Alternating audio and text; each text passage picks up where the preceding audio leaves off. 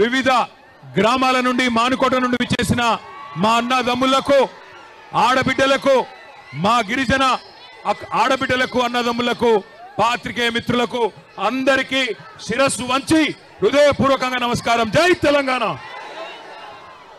14 ఏళ్ల కిందట, సరిగ్గా 14 ఏళ్ల కిందట ఇదే మానుకోట ఆనాడు తెలంగాణ ఉద్యమంలో ఒక పెద్ద మలుపుకు కారణమైంది.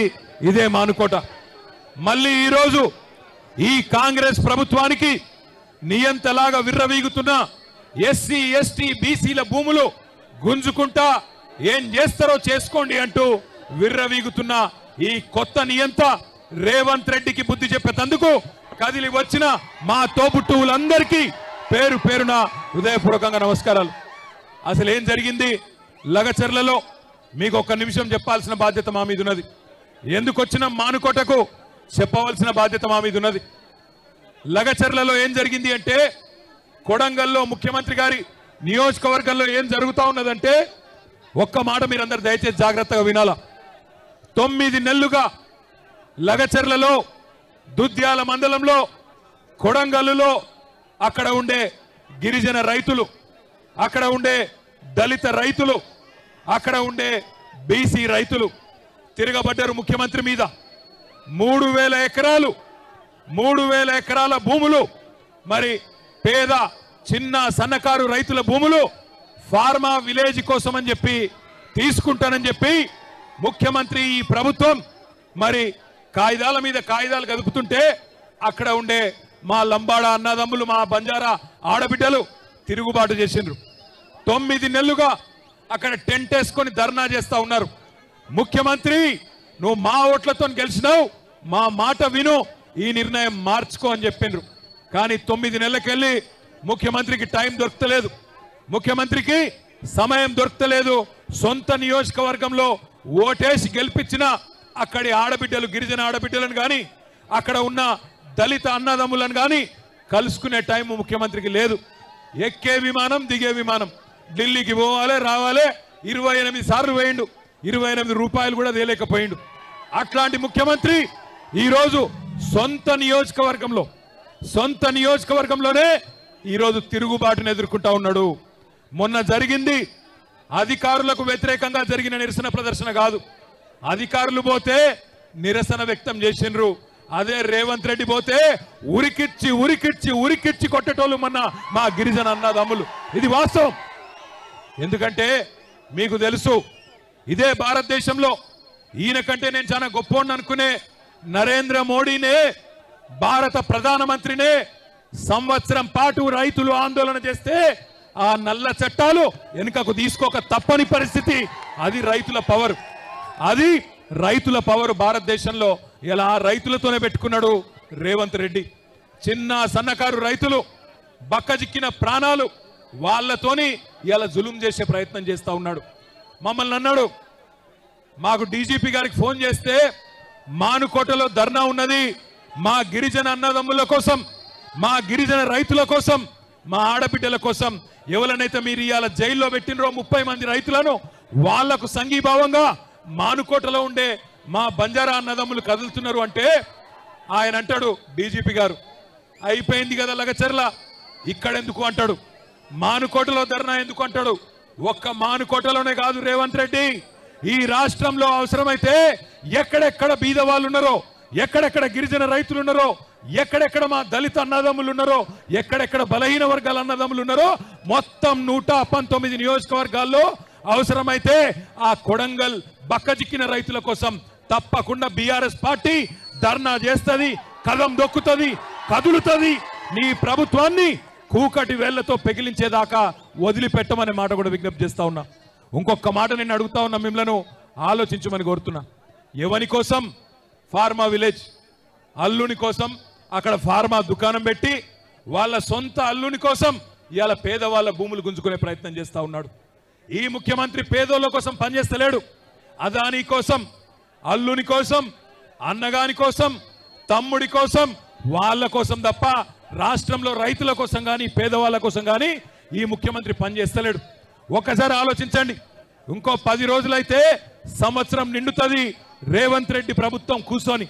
ఏం చెప్పిండు అన్నాడు యాదకుండాల మీ అందరికీ మహబాద్కి వచ్చి ఇవాళ ఇక్కడున్న ఎమ్మెల్యే డోర్నకల్ ఎమ్మెల్యే అదేవిధంగా మహబాద్ జిల్లాలోని ఇల్లెందు ఎమ్మెల్యే సమాధానం చెప్పాలా మీరే కదా ఇంటింటికి వచ్చింది మీరే కదా గల్లీ గల్లీ తిరిగింది 6 గ్యారెంటీలు అన్నారు 100 రోజుల్లో అమలు చేస్తామన్నారు పేదవాళ్ళకు అండగా నిలబడతామన్నారు ఏ ఒక్క హామీ అన్న అమలైందా ఒక్కసారి చెప్పవలసిందిగా కోరుతా ఉన్నా కేసీఆర్ ఉన్నప్పుడు రైతు బంధు పడుతుండే అంటే ఎస్ అనాలే పడుతుండేనా కేసీఆర్ ఉన్నప్పుడు రైతు బంధు టైంకి పడుతుండేనా రైతు బీమా వస్తుండేనా 24 గంటల కరెంట్ వస్తుండేనా మరి రేవంత్ రెడ్డి వచ్చినాక వస్తున్నాయా రైతు బంధు ఎగ్గొట్టిండా రైతు బీమా బంధు పెట్టిండా బోనస్ బోగస్ అయిందా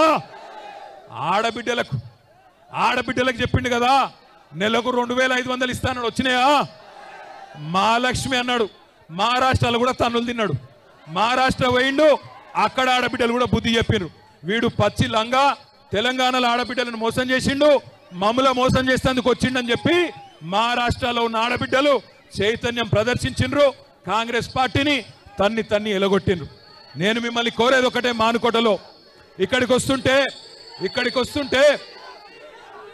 వస్తుంటే కొంతమంది ఎమ్మెల్యేలు వాళ్ళు కూడా గిరిజన బిడ్డలే కొంతమంది ఎమ్మెల్యేలు అంటున్నారు రాళ్లతో కొడతారట నేను వస్తే రాళ్లతో కొడతారట నేను అడుగుతున్నా ఇక్కడ ఉన్న ఎస్పీ గారిని రాష్ట్రంలో ఉన్న డీజీపీని అడుగుతున్నా అధికార కాంగ్రెస్ పార్టీ ఎమ్మెల్యేలు రాళ్లతోని కొడతామంటే మీరేం చేస్తున్నారో నేను అడుగుతా ఉన్నా కేసులు మా మీద మాత్రమే పెడతారా కాంగ్రెస్ వాళ్ళ మీద కేసులు ఉన్నాయా కాంగ్రెస్ ఎమ్మెల్యేలు రాళ్లతోని కొడతామంటే కాంగ్రెస్ మాజీ ఎమ్మెల్యేలు పెట్రోల్ పోసి తగలబెడతామంటే భయపడతాం అనుకుంటున్నారా ఇది కేసీఆర్ తయారు చేసిన బృందం కేసీఆర్ దళం భయపడం రాళ్లతోని మానుకోట సాక్షిగా చెప్తున్నా మానుకోట రాళ్ల మహత్యమేందో తెలంగాణను అడ్డుకున్న ప్రతి ఒక్కడికి తెలుసు మానుకోటలో 14 ఏళ్ల కిందటనే నిప్పు పుట్టింది తర్వాత తెలంగాణ వచ్చింది ఇయాల మీరు వద్దంటే కోర్టుకు పోయినాం మీరు పర్మిషన్ ఇయ్య అంటే కోర్టుకు పోయి కోర్టుకెళ్ళి పర్మిషన్ తెచ్చుకున్నాం 1000 మంది అనుకుంటే 25,000 మంది తరలి వచ్చి ఈరోజు బ్రహ్మాండంగా ఈ ప్రభుత్వం మీద ఎంత కోపం ఉందో ఈ ప్రభుత్వం మీద ఎంత వ్యతిరేకత ఉందో ఇవాళ ఈ మానుకోట మహాధరణ చూస్తేనే అర్థమైతా ఉన్నది నేను మీ అందరితోని ప్రార్థించేది ఒకటే తప్పు జరిగింది మోసపోయినాం పర్వాలేదు ఏమి ఇబ్బంది లేదు 4 ఏళ్ళు గట్టిగా కొట్లాడదాం ఒక లగచర్ల కాదు ఎక్కడ అన్యాయమైన గొంతిప్పుదాం మొన్న లగచర్ల ఆడబిడ్డలు మా బంజారా ఆడబిడ్డలు మా బంజారా ఆడబిడ్డలు ప్లీజ్ మాట్లాడి గొంతు పోతుంది మాట్లాడి మా బంజారా ఆడబిడ్డలు 30 మంది రైతులను జైల్లో పెడితే వాళ్ళు భయపడలే మీరు చూసింటారు జ్యోతి అనే ఆడబిడ్డ 9 నెలల ప్రెగ్నెంట్ ఆమెను మేము అన్నాం వద్దులే అమ్మా నువ్వు ఉండు ఢిల్లీ దాకా ఎందుకు ఉండు తల్లి అంటే లేదన్నా నేను బంజారా బిడ్డను కొట్లాడతా తప్పకుండా రేవంత్ రెడ్డి భరతం పడతా అని చెప్పి ఢిల్లీ దాకా వచ్చింది ఢిల్లీకి వచ్చి ఆ జ్యోతి అక్కడ ఉన్న మానవ హక్కుల కమిషన్ను అక్కడ ఉన్న ఎస్సీ ఎస్టీ కమిషన్ను అక్కడ ఉన్న మహిళా కమిషన్ను కలిసి ఆమె బాధ చెప్తుంటే ఒక జ్యోతి ఒక దేవి ఒక సోనీబాయ్ ఒక కిష్టీబాయ్ అదేవిధంగా మిగతా ఆడబిడ్డలు వాళ్ళ బాధ చెప్తుంటే ఆ కమిషన్ సభ్యుల కళ్ళల్లో కూడా కన్నీళ్లు తిరిగినాయి వాళ్లకు కన్నీళ్ళు వస్తున్నాయి కానీ ఇక్కడ ఉన్న రేవంత్ రెడ్డికి కానీ ఇక్కడ ఉన్న కాంగ్రెస్ ఎమ్మెల్యేలకు కానీ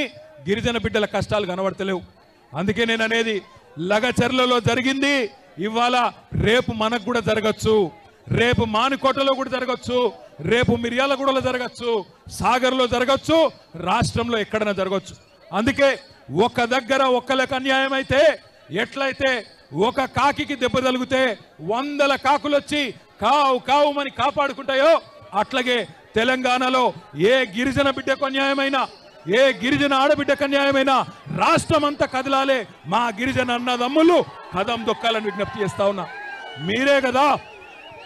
మీరే కదా ఆనాడు కేసీఆర్ ను డిమాండ్ చేస్తే మీకోసమే కదా 6% రిజర్వేషన్ 10% చేసింది.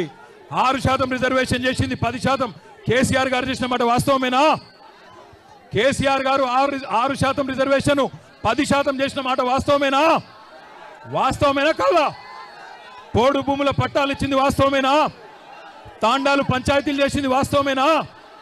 మరి ఇన్ని చేసిన కేసీఆర్ గారు సరే కొన్ని మాయ మాటలు నమ్మి మోసపోయినాం, ఇబ్బంది లేదు.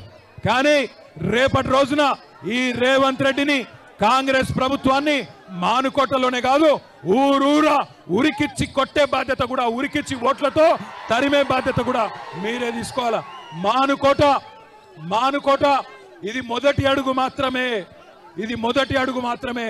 రాష్ట్ర వ్యాప్తంగా మా కొడంగల్ ఆడబిడ్డల కోసం మద్దతు కూడగడతాం. మానుకోట మొదటి అడుగు, రాష్ట్రం అంతా తిరుగుతాం. రాష్ట్రంలోని ప్రతి తాండా ప్రతి పల్లె నుంచి కూడా పెద్ద ఎత్తున రైతులను కూడగడతాం. రేవంత్ రెడ్డికి కాంగ్రెస్ ప్రభుత్వానికి వ్యతిరేకంగా మద్దతు కూడగడతామని చెప్పి కూడా తెలియజేస్తూ మీ అందరికీ పేరు పేరున మానుకోటలోని తాండాల నుంచి గ్రామాల నుంచి తరలి వచ్చిన మా అన్నదమ్ములకు ఆడబిడ్డలకు పేరు పేరున మీ అందరికీ రామ్ రామ్ తెలియజేస్తూ మళ్ళొక్కసారి బాయ్ బియాన్ రామ్ రామ్. మీ అందరికీ కూడా నేను ఒకటే విజ్ఞప్తి చేసేది, మానుకోటలో ఇవాళ మీరు కదం దొక్కి మాకు శక్తిని ఉత్సాహాన్ని స్ఫూర్తిని ఏదైతే ఇచ్చినారో జీవితాంతం గుర్తుపెట్టుకుంటాం. మానుకోటకు రుణపడి ఉంటాం. తప్పకుండా మా గిరిజన బాతికి ఎక్కడ కష్టం వచ్చినా బీఆర్ఎస్ అంటే భారత రాష్ట్ర సమితి మాత్రమే కాదు, బంజారా రాష్ట్ర సమితి అనే విధంగా మీకోసం కదులుతామనే మాట కూడా తెలియజేస్తూ జై తెలంగాణ గట్టిగా అన్ని పిడికి లేవాలి. జై తెలంగాణ, వెనకాల దాకా జై తెలంగాణ, జై సేవలాల్, కేసీఆర్ గారి నాయకత్వం.